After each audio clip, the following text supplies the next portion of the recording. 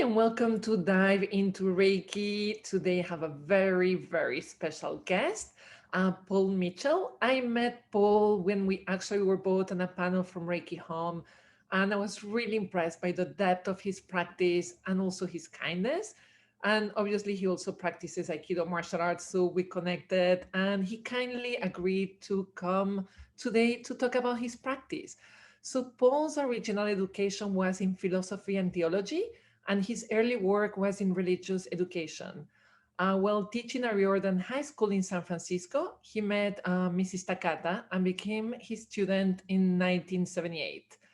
And he became actually one of the 22 masters initiated by Mrs. Takata in 1979.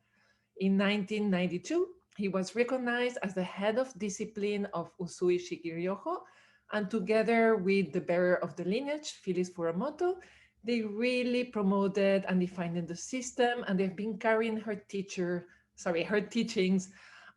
with a lot of compassion and care for the last few years. He has traveled for over 25 countries supporting the Reiki community in their practice and development. Paul, thank you so much for joining me today for this talk. I'm really grateful.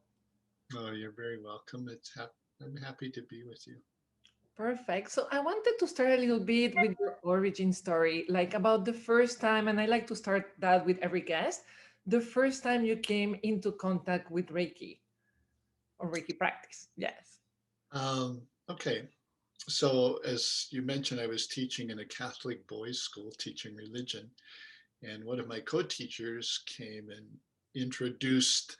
He he had a flyer for a conference on holistic health, and he said we should go to this. And I was trying to wrap my brain around why, as a religion teacher, I should go to this. Um, but it was intriguing. And so I went. He didn't. I went by myself.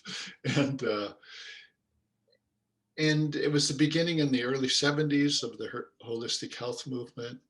And so a lot of the luminaries were speakers. There were about 1,000 people in attendance. And um, what touched me, actually, what I came away with was the personal stories of well-known healthcare people, psychologists, psychiatrists, doctors, who who their personal lives were a mess, and then they had some spiritual awakening, and it totally changed their relationship to their work with other people in healing professions. So I was driving home and thinking, oh, there's something here for me, but I had no idea what it was. I was in a master's program in education. Um, I never went to see my advisor. I just took courses that looked interesting. And so I was looking at the catalog one for the summer session, and there was a course in holistic health and self regulation. I said, well, okay, that's it. So I went to this course. It was put together by Dr. George Araki, who was a biologist at San Francisco State University, and he had started a little mini department called Interdisciplinary Studies in Science, and their hidden agenda was bringing the scientific method to bear on healing. So this course was like just a potpourri of what was going on. And it was we had lots of guest speakers, mostly guest speakers. And so we practiced a little yoga, and we learned about autogenic training and biofeedback, and did some Tai Chi and meditation, and learned about Ayurvedic medicine a little bit about Native American medicine, just all kinds of things. And one day, the guest speaker was Hawayo Takata. And she walked into the room. She was very short. I think under 5 feet, Oh my God, I never slender. imagined her so short. I, yeah, and very bright and energetic. Dressed nicely, and began talking, telling her story of Reiki, how she how she came to Reiki, and I, you know, she told us a little bit about Reiki, what it was, and she was a great storyteller. And I was just mesmerized. And then she said at the end, well, if people are interested, I can come back and teach you Reiki. And um, I found my hand in the air and put down my contact information. And a few months later, so I was driving home after this class and I thought, oh, this is what I've been looking for. And then I was confused because I didn't know I was looking for something. Um, and I went home and told my wife about it, and she wanted to take the class too. So we took the class in Dr. Araki's home, and he's Japanese American. So the white folks were a minority, and the other it was a mostly Japanese community that were taking the classes there at that time, and Wow. we just had a lovely time. And then he opened his house to us every Thursday if we wanted to come together and practice together, and we did that. And that was having that kind of instant community. I don't know if you could imagine 1978 and the word Reiki, which nobody knew. No, And even 10 years ago, no one knew what Reiki was, right.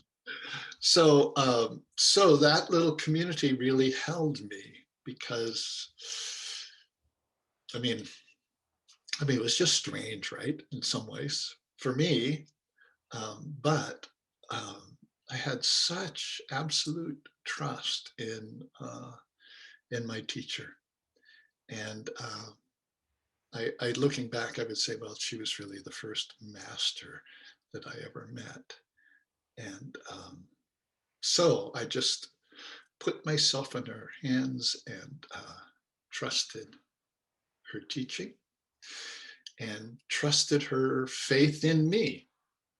It's like, how can I do this? And I'm not my teacher. And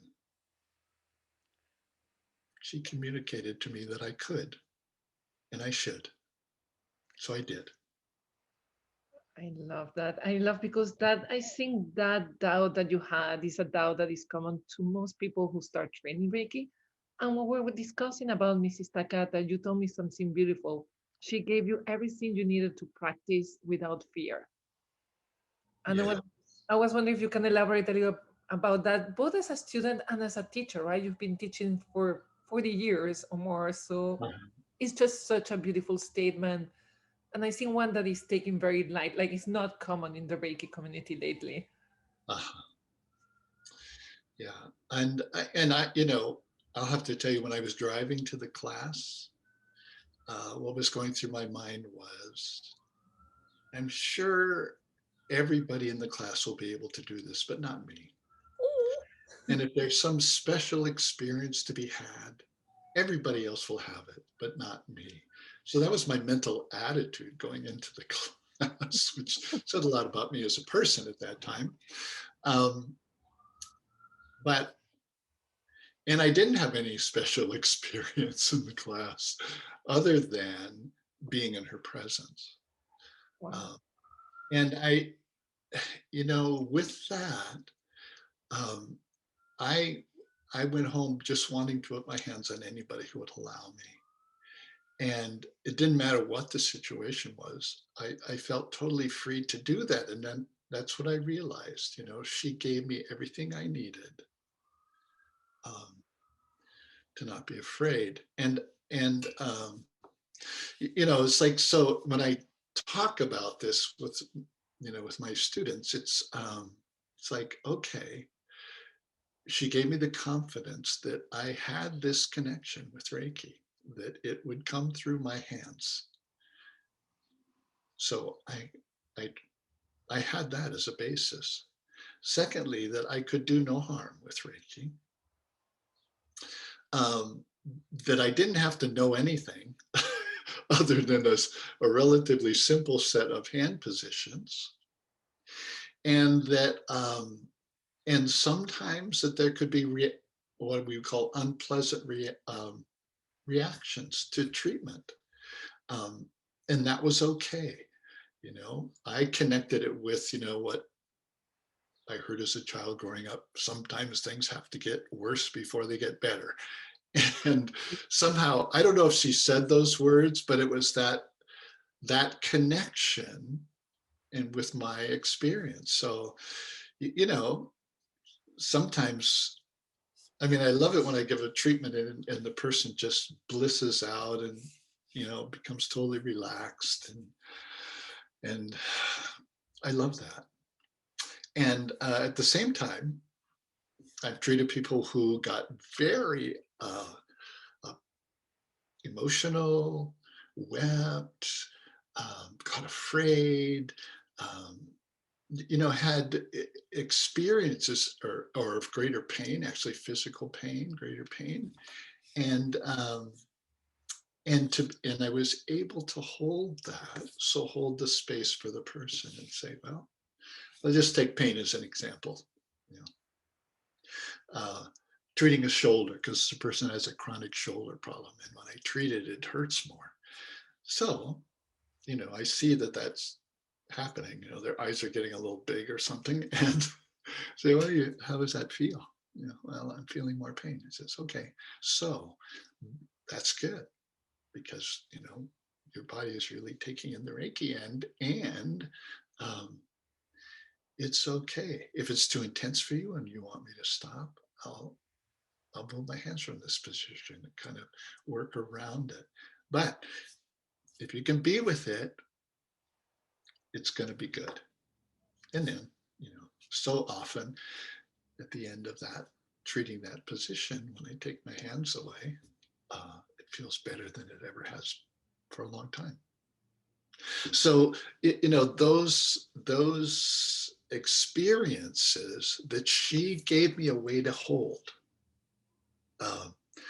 lets me be comfortable, and then I can communicate that to the person I'm treating. And it's so related to the precepts, right? Do not worry. Like it's Yes. so peace of mind when but we always worry in sessions. But I love that. I love, and you say something beautiful.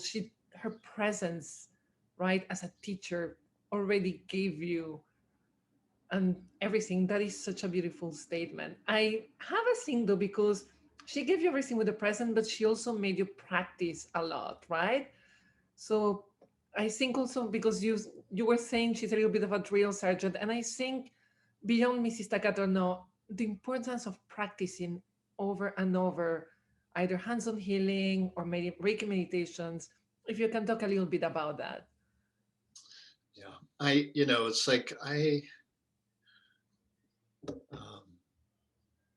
I learned afterwards that her way of teaching was very Japanese.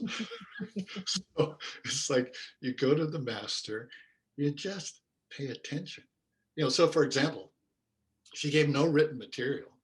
And, all this kind of Americans showed up with our notebooks, and she said, put them away.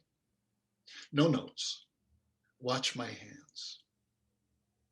So, that back and forth was eliminated. You had to be like there, present. And Like martial arts too in Japan, yeah, yeah.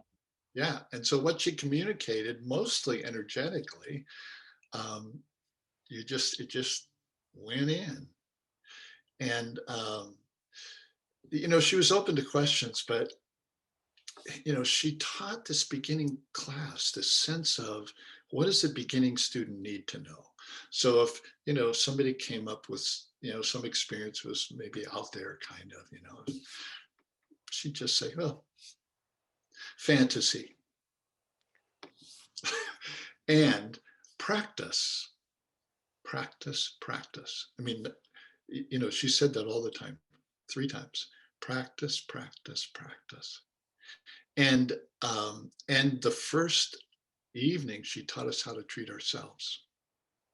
And she would say, Reiki is first of all for yourself. Treat yourself every day. And then naturally your family and your friends and anybody else who comes to you. But that was the order. And I had been to workshops before and, tried things for a while. They were very interesting, but they always dropped away.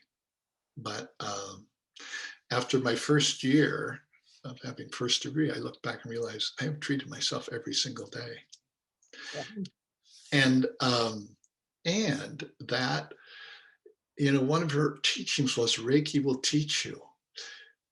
Well, it's like it was clear to me that the learning, the environment, the classroom of Reiki teaching me was when I was doing Reiki for myself, for others.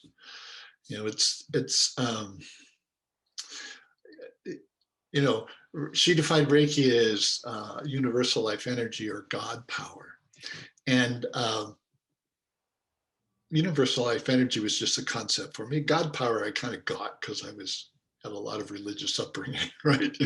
So that landed. But both it grew.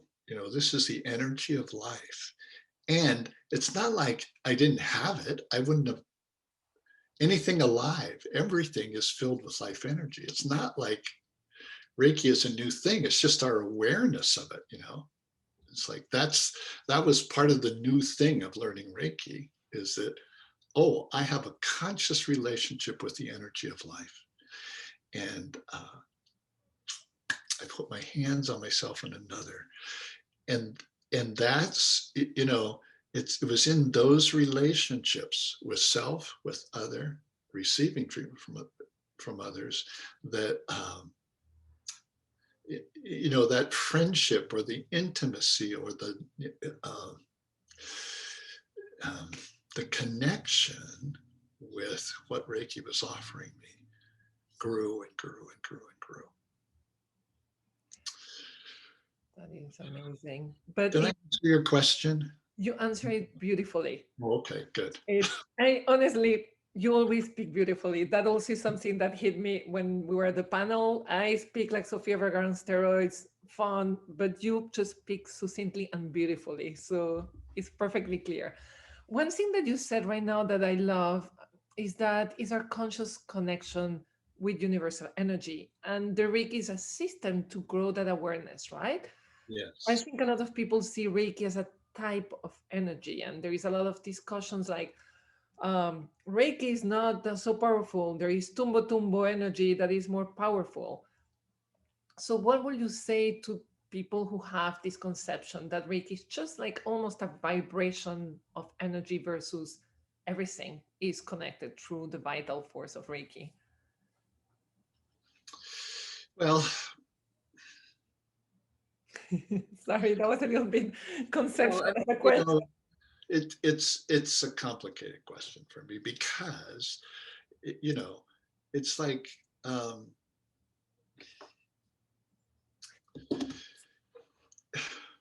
I know, sorry about that. what do I really know? Yeah. It's like what I really know is my experience and how I interpret my experience. I mean, there are, of course, there are all kinds of energies. It's like nuclear energy is very powerful. Yes. you know, uh, and it has benefits and lots of destructive potential. But so, you know, I know there are all kinds of levels of energy, and but my experience from the very beginning is Reiki for me is the energy of life. It's like I learned it as life energy, and at some point I also speak about it as the energy of life. I love And that. it is, from whatever the source of that energy is, who knows? Maybe it was eternal, from a Buddhist perspective, maybe it was, came about and was created at some point from a Judeo-Christian tradition or so, but for me, it is the energy of life. And it's also this energy of connection. It's like, I can put my hands on any thing actually and feel energy. And And so part of that for me is like, oh yes, this is the core of all of life. This is the stuff of life, right? On the energetic level. So, powerful, more powerful is power. Those are interesting questions for a while, I think. For me, they're not so interesting. Because for me, Reiki it put me on a life path, and well, what kind of path? Well, it's a healing path. Well, what is healing? So you work that question over and over and over and over again. It's one of these living questions. I live with that question. What is healing? I go back to the Greek root and it's wholeness. Okay, wholeness. Well, what does it mean in this being, in my human beingness, to be whole? Well, there are lots of theories about that. And there are spiritual traditions that focus right on that. It's like, well, what is the meaning and purpose of your life? Why are you here? And what are you working towards? But my experience of Reiki is that it constantly, in a way, awakens me to the essence of what it means to be human. And in a sense, it constantly asks this question of me: oh, who do you need to become to manifest that essence more clearly, more authentically? And we have the Reiki principles that give us guidelines for that.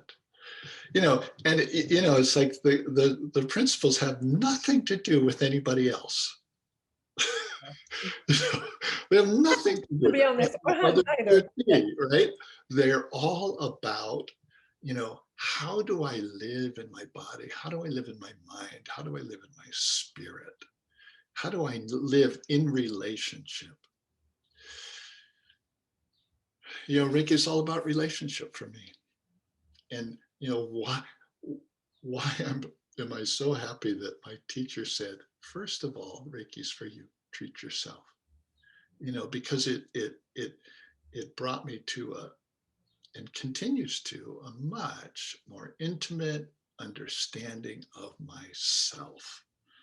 Yeah. So, what do I need to heal? Well, sometimes it's my body, and sometimes it's my mental, emotional state, and sometimes it's my spiritual self that needs healing, which is basically always just to get to the essence. What does life energy want to offer in this time in history, my world, through this unique gift of Paul Mitchell, recognizing that every other human being is also a gift, you know? But so Reiki is this path for me to wholeness. And it's like in the Reiki world, we love this word transformation. And Yes. who doesn't want to be healed instantly? Who doesn't want to be transformed instantly into some luminous being? That was my reason I took my first class. Right. Right. So, but it's a journey. And, Mrs. Takata used to say, Reiki will go to the root of the problem. And one of her masters, who's passed away a few years ago, Shinobu Saito, who was Japanese, very Japanese, and grew up, was born in America, went back to Japan, grew up into her 20s in Japan, then came back to America. She was in Hiroshima when the bomb dropped. Oh God. Um, she she would say, Mrs. Takata always said Reiki will go to the root of the problem. And she's right. And sometimes it takes one treatment, and sometimes it takes a lifetime. And she just practiced. And, it's like, for me, it's not that, oh, it takes a lifetime to solve a problem. And that's not what I understood. It's like it's a lifetime of unfolding. That's the journey, this constant unfolding um, of who we are here to be. And I'm happy with how far I've gotten. I'll be 75 soon. Uh, but I also see I have a long way to go.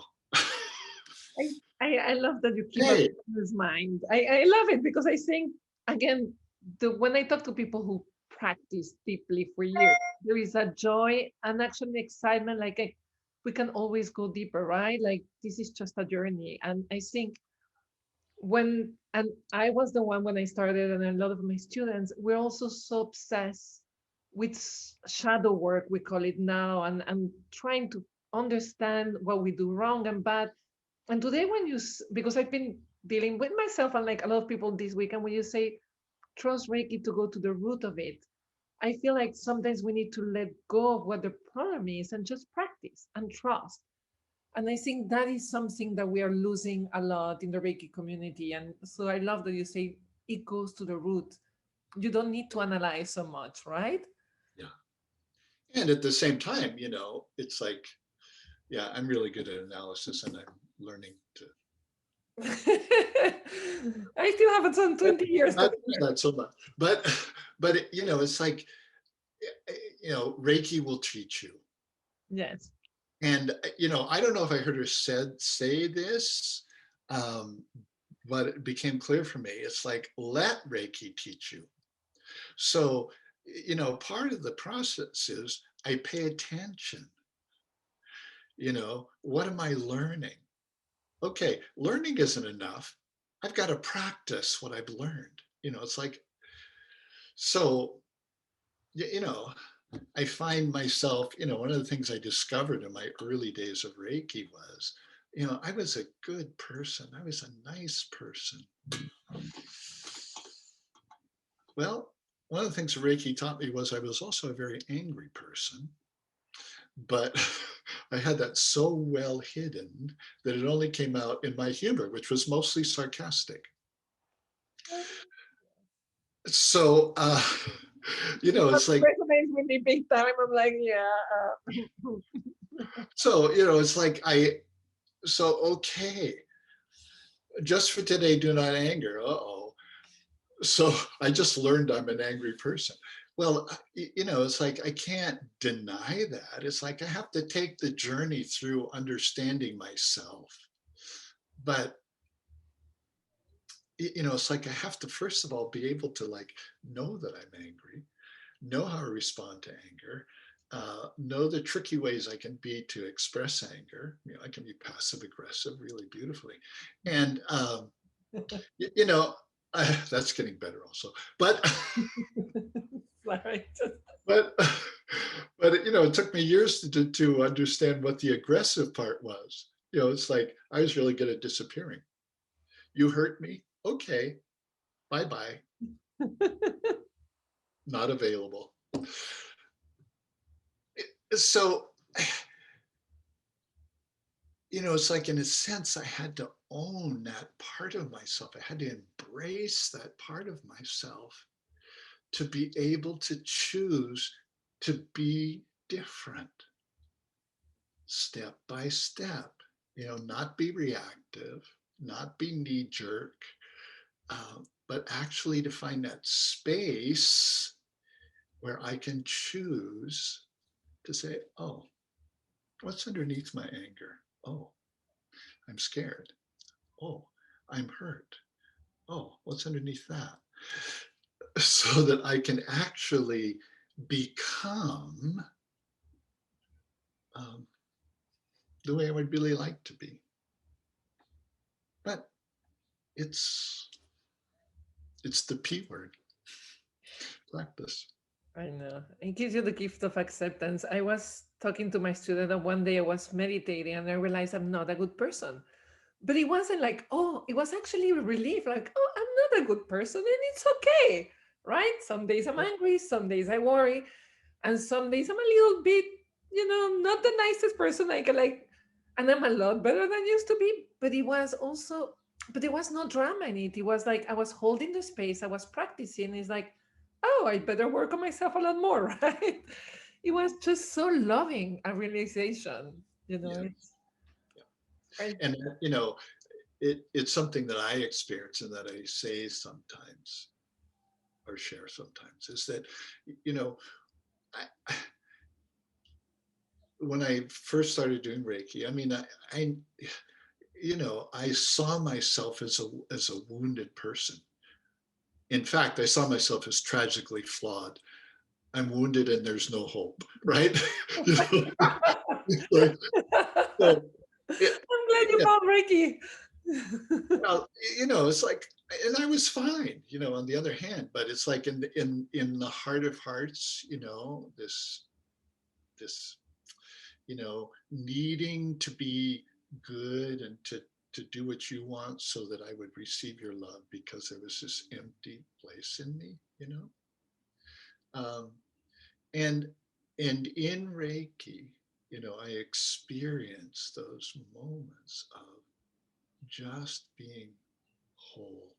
I touched my innate wholeness and therefore lovableness. And that touching really gave me the courage to do the shadow work. That And and that's the dance. And it's a wonderful dance. Yeah, it also gets you out of the head and into the mind heart, which is a different space. And but as you said, practice, practice, practice. And I love when we had the pre-interview, I told you what can we do to make our practice juicier and not get bored. And you basically put me back into my place. Like sometimes it's not gonna be juicy. We just need to practice.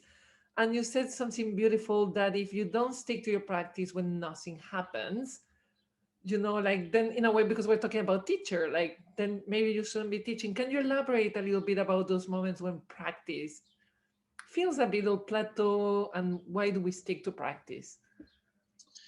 Well, one of the things that helps me is to realize that um, I live in the world of mystery.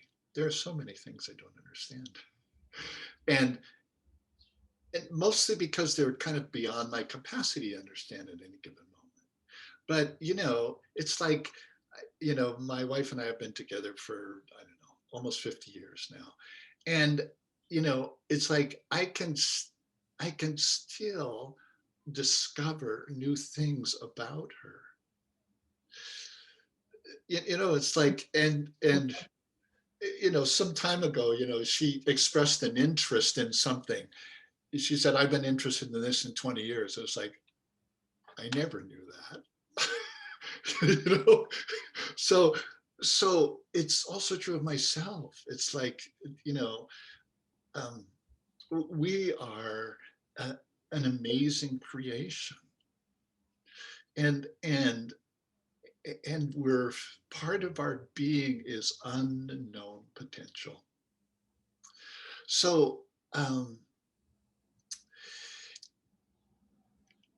and like you put some seeds in the ground and they sprout right away. You put some other seeds in the ground and it has to, well, you have to wait for 30 years till there's a forest fire or something for that seed to grow. And it's like, in a way, that's a great analogy of all of us. So I treat myself, um, I'll use the boring word. Oh, why should I treat myself as just boring? you know it's like, But that's the insight of a lot of people after a week. yeah, Right. yeah. So I have a good friend of mine who had a child kind of later in life, and she was a single mom, and she got to the stage where her kid was always saying, "It's boring, it's boring," and she just says, "You're boring," So look at all the potential you have. You're bored. It's not my job. Fix it. True. And, it's like, I thought, wow, that was a great teaching moment. So I can apply that to myself. If I'm bored, what's underneath that? Some expectation that I have that things should be different. Well, I'm not 4 years old anymore, although I can still act like that sometimes. But so, it's like treating myself. What I've come from experiences, I know that something is happening. I don't need to feel it. It's like, come on. The cell phone is really a part of it. Is like this instant gratification. I get to know anything I want right now. Right now. Well, it's a technological advancement, but maybe we're regressing into our, instant gratification hood. So, but it's deeper than that. We're deeper than that. We're filled with this incredible potential still. But, we have to keep doing our work. We need the silence. We need the hands-on. We need the acceptance that Reiki is working in us for whatever our next steps are. And, it's okay not to know them. They're not only what we want, it's deeper than that. And, if you want to know that part of ourselves, Practice. you got to do a practice that, that allows that to be. If juiciness is what drives you, well, you probably won't practice. That makes a lot of sense. It's going back to the trust you were saying, right? Like, I think in my few years, I was really like, oh, this doesn't work. And I'm like, I have ADD or whatever. And then now there is the trust that's sometimes I know, like, I know that maybe the answer or no answer will come in months or years. But I know it will happen. Something will happen at a point. So trusting the process is such an important part, and surrendering to the practice that helps a lot. Yes. I have Yeah. another question for you, Yeah. changing gears because you gave me so much great material during the pre-interview. But I always say Reiki is deceptively simple, but you came up with another way of saying that I love. Reiki is a simple practice filled with paradoxes. And I love that because you also mentioned, for example, for the hands-on healing protocol, right? Keep placing your hands exactly in the same position and then let Reiki guide you. So can you elaborate a little bit on that about the paradoxes of Reiki, and especially the one about the protocol, and then also letting Reiki guide us? Yeah. So, as I shared with Natalie in our pre-interview, I realized that consciously Hawayo Takata introduced me to Paradox because, she would say, watch my hands, do it like this. She had this drill sergeant kind of presence, as well as being warm and kind and joyful. But it's like, but she was the master, right? In this Japanese, do it this way. Watch my hands, pay attention, and let Reiki guide you. Pay attention to your hands. And so it's like, some people would find that confusing. I wasn't smart enough or something at the time to be confused. It's because I was in this zone of total trust, and the energetic that she created in that class it was sacred space that she created, and what she was imparting, most of it was energetic. And yet she gave us this very simple practice that could bring us back to that energetic any time. So I was, at that point, it's like, okay, this is how my teacher does treats, So I did that. And it's like I just assumed, Hawayo Takata, I met her when she had had Reiki over 40 years. And, she taught Reiki, but mostly she practiced Reiki. She treated people all the time, and long term and short term. And she was a master practitioner. And so it's like, oh, okay, I'm going to lean into this. Why should I think that I can come up with something better? So I followed the practice.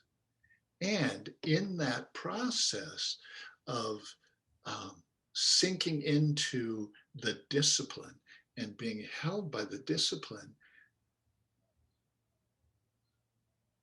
and surrendering more to this flow of this relationship, sometimes my hands wanted to go someplace else. And then I would go my little argument with it, and then eventually it just became natural. It's like, okay, let's see what this brings. Oh, that was interesting. And then my discipline was, okay, let's not generalize. Oh, this is a good position for everybody. Well, no, no, but it's like it's a natural inclination, right? Um, I'll tell you a little story about that. I was doing a lot of treatment, and the throat was not a basic position Oh, wow. it was an additional position. Yeah, I love the throat. So yes, everybody loves it. So, but like three people I was in a row I was treating, it's like my hands wanted to go to their throat, so I did. The next first degree class I taught, what do you think I did? I just unconsciously added it as a basic position. Oh. Yeah. 10 years later, I'm doing a workshop with masters in Spain and with Phyllis, and we're demonstrating the basic positions. And it's like we go through it, and the whole room is horrified. 25 or 30 Reiki masters, like horrified. The throat. Why is it the throat? And it took me about 30 seconds to connect the lines.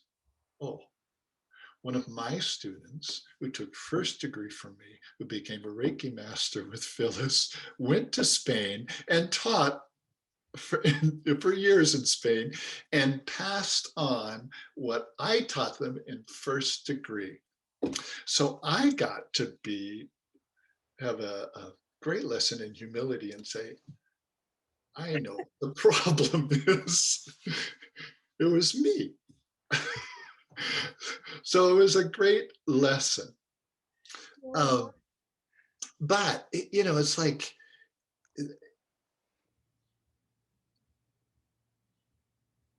the form is always there. And the form has an integrity, but it's not the whole story. So we live in this wonderful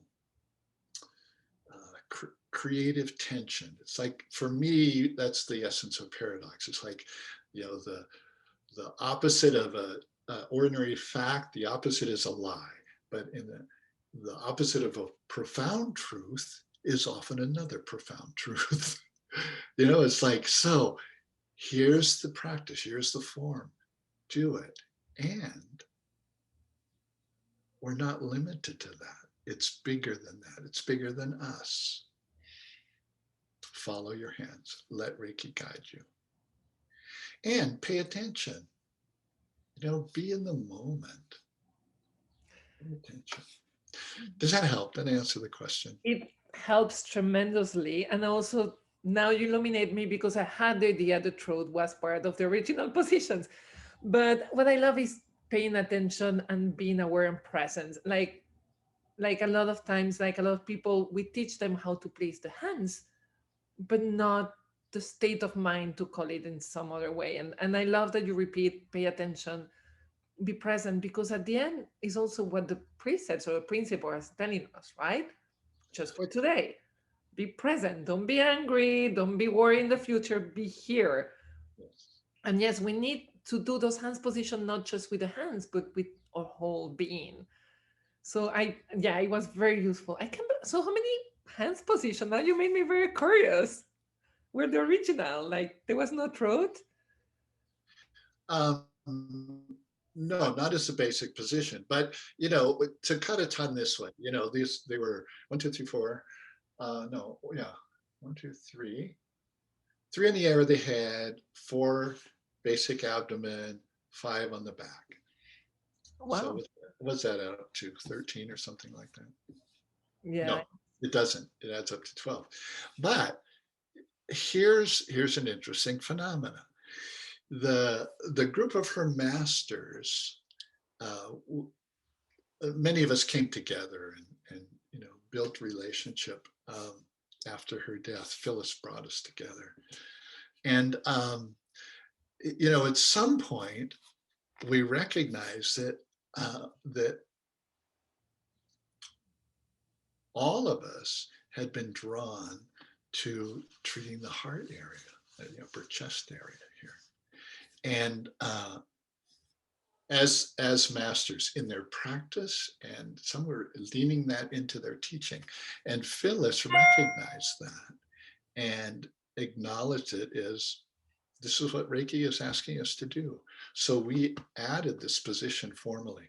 Oh, But then the other positions, the throat, the side of the neck, I mean, everything, all these additional positions that were related to specific symptomatic needs, and and uh, and some not, um, but those were additional positions as needed. oh. And one of the things that happened as Reiki kind of exploded in the way of people being creative in their teaching, or was that Very that good. these two basic positions and additional positions that as needed came together like this, so that then some people had 22 positions or 21 or any number in between. So it's just how things evolved, right, or changed. But my basic you know principle is practice what you learned. Yes. No, I Right, agree. and pay attention. Practice what you learn and pay attention. It's a good. So um, it's like I'm one of Phyllis's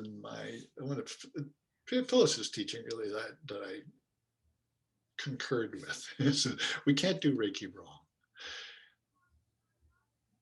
Mm, You know? So we can communicate it wrong, but yeah, we cannot do Reiki wrong. yeah. For So everybody, Phyllis Furumoto is the granddaughter of Mrs. Takata, and yeah, she was the line bearer, yes, just in case they're not yes, here with her.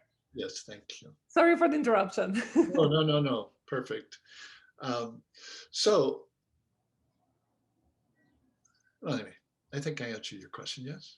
Yes, you did. And I have one last question that is building on this one because I know we're enjoying the conversation, but I have to be respectful of your time because I'm realizing I will talk to you for 3 hours. So I have to respect your time. But the last question I have, it has to do a little bit what you're talking about, adding positions or adapting to the times, right? We're evolving.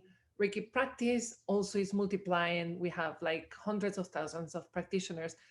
When we talked, you said you were really carrying her teachings with a lot of respect, right? So I wanted for you to talk a little bit about that. How can we carry the teachings with respect? And what is a little bit, how creative should we become or not? Like from your opinion, it doesn't have to be, from your perspective. So I'll speak personally and then also maybe philosophically. I don't know, That's but exactly what I but want. Yeah. but Everybody will have a different. when I learned Reiki and when I became a master, I master is kind of a big word, right? People love It's them. like, in fact, it's like when I have my little business cards, I I I put Reiki teacher because it's like there had no concept for master. It's like as in comparison to my teacher, right? It's like, oh, hello, I'm not a master. So, but Phyllis gave me a lot of. She challenged me. so so um so the next card I put with Reiki Master in parentheses. I had kind of moved step by right.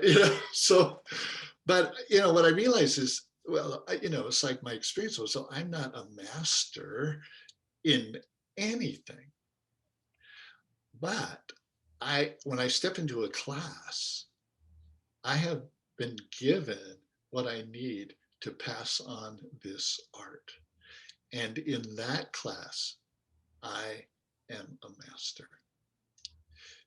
So that was very helpful to me, and it was also my experience. I would be in a different place, totally supported by the energy of Reiki in that particular role as teacher. But it was clear to me that I was a carrier of a tradition. I wasn't the author, so I didn't have the authority to like add things and which of course I did, um, mostly out of insecurity. I'd like to say that the class that Hawayo Takata taught was very simple, giving you exactly what you needed to be a practitioner. And I added things um, to make it more clear. Metaphysical causes of illness and a little bit of Chinese medicine that I knew about. Well, this connection, da da da da. It's like, um, and I added things to make it more clear. At one point, I woke up and said, "Look at what you're doing," and I took all those things out, went back to the very practice that I learned as I learned it, and I took away all those things so that the practice would be clear. So same motivation, but I come back to the same place of teaching the tradition that I am a carrier of. So we used to, in our evolution, we said, well, what is a master? A master is an initiator and a teacher and a mentor. And then, those evolved, the awareness, and then, um, a student, always a student of Reiki. And then eventually, I, after 25 years of practice, I said, oh, you know what? We're tradition keepers. That's what we're doing. What's the essence of tradition? The essence of tradition is you take something that is so precious to the life experience that you want to pass on because it's important that it be passed on to the next generation. That's the essence of tradition. It's not some dead thing. There's a German um, composer, Mayer, I think is his name, who says, tradition is not the worship of ashes, it's the maintaining the flame. That's beautiful. So that, that's the role that I felt that I felt was mine, right? And of course, Reiki is going to teach me. Um, and one of the things we learned was to make a distinction as a master. Make a distinction between your personal practice. When I'm with one person doing a treatment, whatever Reiki leads me to, I do. And as a teacher, I give the practice in its simple, profound essence.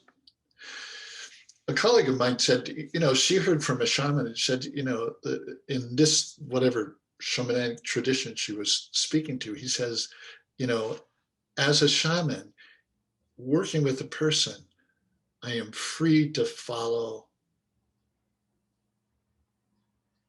that particular that moment in time. When I'm training another shaman, it's exactly the same. Wow. It's like, so, these are concepts that as Americans, especially, who, have been accused of having no traditions, from, and, it's like our gift is creativity, but, it's like everything needs to be in balance. Balance is, one of the holistic health guys, luminaries, wrote a book and called Health is a Question of Balance. So,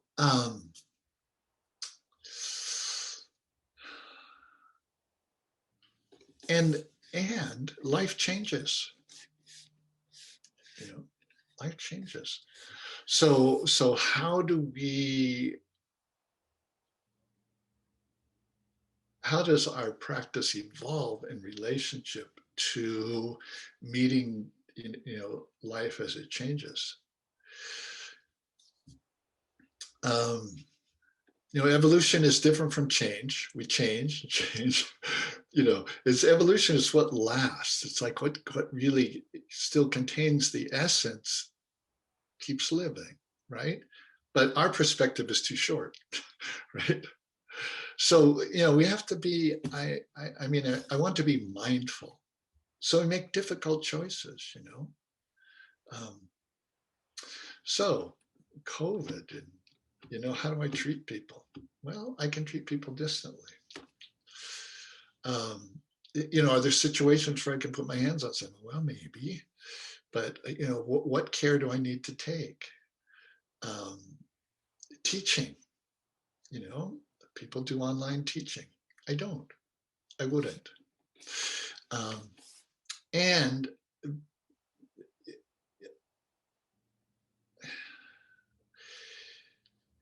Hawayo Takata used to, her. What I learned from her was anyone can do Reiki, and not. And she was happy to teach any person Reiki, but she had no need to teach any specific person Reiki. She needed you to step up, you know, to meet her.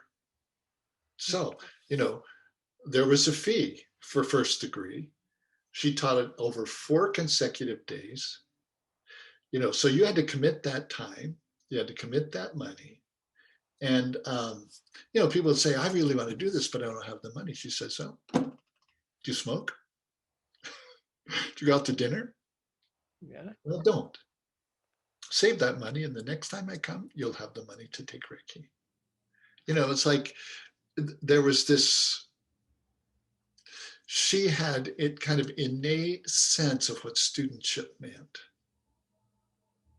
You know, That is, yeah, because for the people who are not aware, you actually paid $10,000 for your Reiki master, and that was in 1979, right? Which will be the equivalent now of like 50 versus paying sometimes $30 for the master attunement. So it's a beautiful commitment to your practice as well, and that trust as well that you were mentioning. Yeah, yeah. And it's like my relationship with my teacher was just like, I didn't have that money. I didn't own anything that was that valuable. I mean, you know, and she let me pay it over time because she knew that, and she wanted me to have it at that point. But it's like my commitment was there, and it was fulfilled. But it's like to make that step. I mean, I think if you look at the Tao Te Ching, it's all about the 10,000 things. The 10,000 things is like the symbol for everything, right? Infinity, yeah. Yeah, for everything. And so it's like the $10,000. I have no idea if this is where it came from her or her teacher or whatever. It may But it be was like, linked. pardon? It may be linked. You're right. I never made the Yeah. connection. I mean, that's a connection that works for me. It's like, what you're saying is, when you have first degree, you have everything you need to be a lifetime practitioner of Reiki. If you're called, you take second degree. But because it's your soul's calling, not because you think, oh, I don't have enough.